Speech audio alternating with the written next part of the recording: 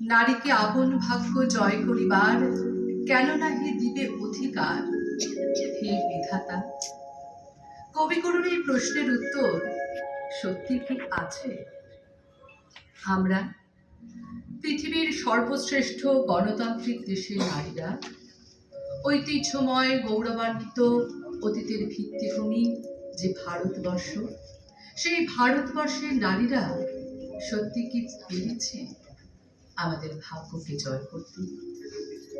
যদি পারতাম, তাহলে দিকে দিকে এই অপমান, এই লাঞ্ছনা, এই অত্যাচারের খবরে সংবাদ মাধ্যম ছেয়ে যেত। এই যৌন হয়রানির মিছিল যে থামতেই চায় না। দুগ্ধপোষ্য শিশুকন্যা থেকে প্রৌঢ়া, কেউ কি নিষ্কৃতি পেয়েছি? সমাজের সর্বশ্রেণীর পুরুষ, সে তিনি পুলিশ হন বা ডাক্তার, শিক্ষক হন বা সমাজসেবী, সাংবাদিক কিংবা নিকটাত্মীয়, স্বামী কিংবা প্রেমিক, কারোর হাত থেকে কি নিস্তার আছে আমাদের? হয়তো আছে। তাই তো অন্ধকারে হারিয়ে যেতে গিয়েও ফিরে এসেছে বকুলবালা, পারুলবালা। আমরা সবাই বকুলবালা, পারুলবালার দল। আর কতকাল এমনি করে কাটবে মোদের বল? আমরা যখন দুপুরবেলা স্নানের পুকুর ঘাটে সাঁতরে করি এপার ওপার জলপরীদের সাথে, পাখির সাথে গল্প করি, মাছের সাথে ছল, কাজল দিঘির কালো জলে করে ছলাৎ ছল, জলটি নিয়ে ঘরকে ফিরে দুপুর করে পার, ঘরের কোণে থাকতে বুঝি পারবো না কো আর। আমরা সবাই বকুলবালা, পারুলবালার দল। সাক্ষরতা কেন্দ্রে যেতাম হট্ট মেলার স্থল। খাতা কলম পুঁথি পত্তর, অ আ ক খ লেখা, কখন যেন বন্ধ কপাট, স্তব্ধ সেসব শেখা। মোদের সাথী বালতি আর টগর সেদিন রাতে বিক্রি হয়ে গেল সে এক ভিনদেশিয়ার হাতে। হাটের থেকে বেলোয়ারি চুড়ি, ব্লাউজ, শাড়ি ভেট এনেছে বিনতিবালার দাদাটি জুয়ারি। হঠাৎ খাতির বিনতিবালার পাড়ায় মাথা ব্যথা। বিনতি, এবার বোধহয় তোমার পথে নামার কথা। শেয়াল ডাকা নিশুত রাতে পুলিশ এলো গ্রামে, অচেনা মুখ হল্লা করে শিউলিবালার নামে। ফোন এসেছে শিউলিবালার নিষেধনগর থেকে। বাঁচাও বাঁচাও বলছে মেয়ে মানুষ ডেকে ডেকে। ওরই নাগর ফোন করেছে এসটিডিতে থানায়, জলদি এসো, সঙ্গে নিয়ে খাবার কাপড় জামাই। বছর ভরে নগ্ন দেহে মার খেয়েছে মেয়ে, বাঁচাও ওকে, কসম খাচ্ছি আমি করব বিয়ে। কাজল দিঘি বয়ে চলে, দিঘির কত জল, আমরা শুধু শব্দ শুনি ছলা ছলা ছল। কাপড় কাচি বড়ি শুকাই, জরির কাজও জানি, সাজ বেলাতে গরুর ঘরে জোগাই দানা পানি। সবজি খেতে কাজ করি গো, রাত্রি যায় না বেলা, শৈশবেতে হারিয়ে গেছে শিশুকালের খেলা। আমরা সবাই বকুলবালা, পারুলবালার দল। পণ করেছি ভাঙবো এ ভুল, গড়ব নিজের বল। বিক্রি হতে জন্মায়নি, জীবন এখন আমার। জীবনকে আজ করব আবার, প্রশ্নই নেই থামার। এমনটা তো হওয়ার কথা ছিল না, কিন্তু এমনটাই ঘটে চলেছে প্রতিনিয়ত আমাদের সমাজে। তাই নিগৃহীতা মা ও তার শিশুকন্যার ভবিষ্যতের আশঙ্কায় জলে ডুবিয়ে মারতে দ্বিধা করে না। যন্ত্রণার মৃত্যু, লাঞ্ছনার মৃত্যুর চেয়ে প্রকৃতি মায়ের কোলে বিসর্জন দিতে পারে অনায়াসে। তারপর 8 মাসের শিশুকন্যাকে গঙ্গায় ভাসিয়ে যুবতী বধূটিও মনে হয় অনেক দিনই সে কিছু বলছিল না, ভেবেছে অভাব তো নেই, দড়িরও না কলসিরও না। 7 না 1000 পাকে জলে কি বাঁধবে তাকে, ভেবে সে অনেক দিনই কিছু আর বলছিল না। আমি কি মানুষ নিয়ে কেবলই পুতুল খেলি, বলে সে আয়রে পুতুল, জলে আজ তোকেই ফেলি। আহারে নতুন চোখে একদিন কোন আলোকে, দেখে তুই কিসের ঝোঁকে জড়াবি বিয়ের চেলি, তার চেয়ে আয় মামুনি আগে আজ তোকেই ফেলি। তারপর বিসর্জনের জোড়া ঢাক পাড়ায় পাড়ায় এরকম ঘটেই থাকে, ভেবে লোক কষ্ট তাড়ায়। কিছুদিন স্থির থাকে জল, ছবিও দেয় অবিকল, কবে ফের মত্ত মাদল সে জলের গ্রাস কেনারায়। ভেবে সব খুঁজছে পুতুল মেয়েদের পাড়ায় পাড়ায়, মেয়েদের পাড়ায় পাড়ায়। কিন্তু এই শোষণ, এই নির্যাতন কতদিন চলবে, কতদিন মেনে নেবে নারী? এক সময় তো সে রুখে দাঁড়াবে, অবতীর্ণ হবে অসুর দলনী মহামায়া রূপে। কারণ সে জানে সেই সৃষ্টি, সেই প্রকৃতি, তার জন্যই আবর্তিত হচ্ছে কালের রথের চাকা। সেই রথের দড়ির রাশ যদি তার হাতে না থাকে, থেমে যাবে এই গতিশীল ব্রহ্মাণ্ড।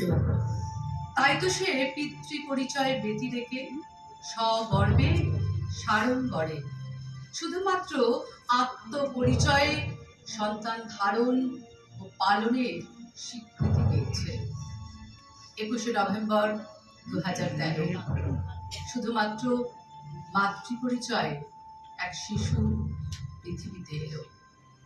তাই আজ শুধুমাত্র মাতৃপরিচয়ে সন্তানকে স্বপ্ন দেখায় নতুন পৃথিবী গড়ার।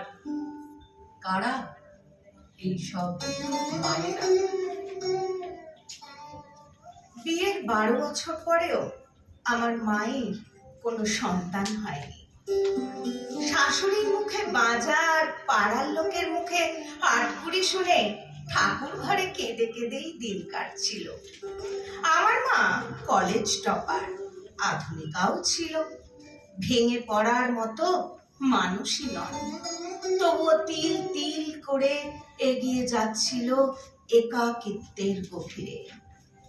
মায়ের অবস্থা ক্রমশ খারাপ হচ্ছে দেখে বাবা বলেছিল, চলো আমরা একটা বাচ্চা দত্তক নিই। বাবার ওই এক কথায় মা ছুটে চলে গিয়েছিল অনাথ আশ্রমে। পছন্দ করে নিয়ে এসেছিল আমাকে। আমি তখন ক্লাস 5, কিন্তু আমি জানতাম আমি বৃহন্নলা, কারণ আশ্রমে সবাই আমাকে হিজড়া বলে ডাকতো। আশ্রমে এসে মা অনেকক্ষণ আমার চোখের দিকে তাকিয়েছিল। কি দেখেছিল আমি জানি না। অনেক বছর পর আমাকে বলেছিল, আমি তোর চোখে মানুষ হওয়ার খিদে দেখেছিলাম, আর যে মা তোকে জন্ম দিয়েছে তাকে তো কেউ বাঁধা বা আটকুড়ি বলতে পারবে না। আমি সন্তান চাইছিলাম যে আমাকে মা বলে ডাকবে, আর তোর মা কেমন নির্দ্বিধায় তোকে আশ্রমে রেখে গেছে। আমি আর তুই পারবো একে অপরের পরিপূরক হয়ে বাঁচতে। আমার বাবা ঠাকুমা আমাকে তেমন পছন্দ করতো না, কিন্তু আমার মা সর্বস্ব দিয়ে আগলে রাখতো। কখনো কোনো আঁচ লাগতে দেয়নি আমার গায়ে। নতুন নাম রেখেছিল অগ্নিকণা। একদিন সত্যি সত্যি আমরা একে অপরের পরিপূরক হয়ে উঠলাম। আমার মা আমার কাছে দেবী। মায়ের শিক্ষায় আমি হয়ে উঠেছি আগুনের মতো তেজি। অন্যায় অত্যাচার অপবাদে আমি জ্বলে উঠি আগুনের মতো। চিৎকার করে বলে উঠি, জাত ধর্ম লিঙ্গ আমি মানি না, আমি মানুষ। আজ আমি প্রতিষ্ঠিত হয়েছি, কলেজে পড়াই। আমাদের দোতলা বাড়িটা সাজিয়ে গুছিয়ে বৃদ্ধাশ্রম করেছি। সেই বাড়িতে কারা থাকে জানেন? কারা থাকে? যারা একদিন গর্ভে সন্তান ধারণের অহংকারে আমার মাকে যা নয় তাই বলে অপমান করেছিল, যারা আমাকে দেখে ঘেন্নায় মুখ ফিরিয়ে নিয়েছিল, যারা আমাদের চালচলনে এসেছিল। যে গর্ভের সন্তান ধারণের অহংকারে তারা অহংকারী ছিল, সেই সন্তানরাই আজ তার মায়েদের ছুঁড়ে ফেলে দিয়ে গেছে আমার এই বৃদ্ধাশ্রমে। আমার মা বরণডালা নিয়ে স্বাগত জানায় ওদের, বলে, আমার পেটে না ধরা সন্তানের জন্য আমি গর্বিত। আমি বৃহন্নলা অগ্নিকণার মা। আমি বৃহন্নলা অগ্নিকণার মা। তাই আজ আমরা স্বপ্ন দেখি সেই ভারতবর্ষে, যেখানে মেয়েরা অন্ধকারের আড়াল সরিয়ে আলোয় ফিরবে। শিক্ষা, স্বাস্থ্য, জীবিকা সর্বত্র তাদের সম অধিকার প্রতিষ্ঠা পাবে। সহমরণ, অ্যাসিড বা আগুনে পুড়ে ছাই না হয়ে নিজ তেজে অগ্নিতে স্নাত হয়ে পবিত্র তেজস্বী হয়ে জন্ম দেবে এক নতুন ভারতবর্ষে। স্বপ্নে দেখি সেই ভারতবর্ষ, যে দেশে মেয়েবেলা সতত নির্ভয়, যে দেশে লাল পাড় শাড়িতে ঘোমটায় শ্যামলী স্নেহময়ী মাতৃ মায়াময়। স্বপ্নে দেখি সেই ভারতবর্ষ, যে দেশে আলপথে মিশেছে ধরণী, যে দেশে কিষানের ঝুলিতে সোনা ধান, ভাতের বাসে ভাসে ভরাট ঘরণী। স্বপ্নে দেখি সেই ভারতবর্ষ, যে দেশে সমতার আলোকে জনপদ, যে দেশে ক্ষমতার উচ্চ আসনে লক্ষ্মী রাজিয়ারা সকলে নিরাপদ। স্বপ্নে দেখি সেই ভারতবর্ষ, দুর্গা যে দেশে বন্যী, যে দেশে মেয়েরা পায় শিক্ষা সম্মান, জ্বালায় দূরপথে তৃপ্ত অগ্নি। স্বপ্নে দেখি সেই ভারতবর্ষ, যে দেশে বন চেয়ে মারে না বধূকে, যে দেশে কন্যার থালায় মাছ ভাত, যে দেশে বাঁচে মেয়ে উদার আলোকে। স্বপ্নে দেখি সেই ভারতবর্ষ, যে দেশে ভোট চেয়ে মেয়েরা প্রার্থী, যে দেশে ন্যায় চেয়ে মেয়েরা সোচ্চার, ভাসে না যে দেশে মেয়ের আরতি। স্বপ্নে দেখি সেই ভারতবর্ষ, যে দেশে অ্যাসিডে আগুনে দাহ্যে পড়ে না মানবী, পড়ে না পৃথিবী, যে ভূমি প্রেম ও পুলকে বাঁধছে। আমাদের কবিতা আলেখ্য মেয়েদের পাড়ায় পাড়ায় আজ এখানেই শেষ হলো।